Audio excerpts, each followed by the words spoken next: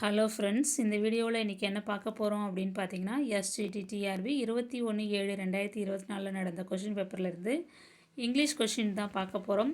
English question வந்து question number 61லேருந்து 90 வரைக்கும் இருக்குது. மொத்தம் 30 கொஷின் இருக்குது. அதில் ஃபஸ்ட்டு கொஷின் வந்து கொஷின் நம்பர் 61ல் இருக்கும்.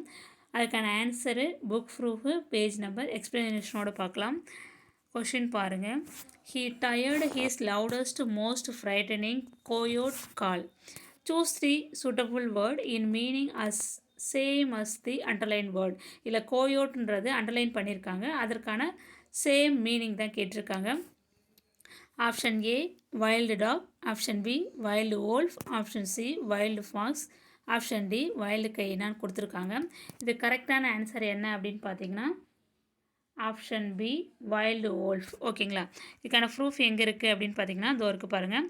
10th ஸ்டாண்டர்ட் புக்கில் பேஜ் நம்பர் 56ல் க்ளோசரியில் இருக்குது. ஓகேங்களா? அதோ இருக்குது பாருங்கள். கோயோட் அப்படின்னா a wolf like wild dog native to North America.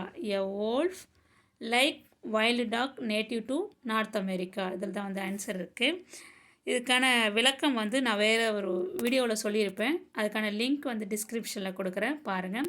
இந்த வீடியோ உங்களுக்கு பயனுள்ளதாக இருக்குன்னு நான் நம்புகிறேன். Thank you friends.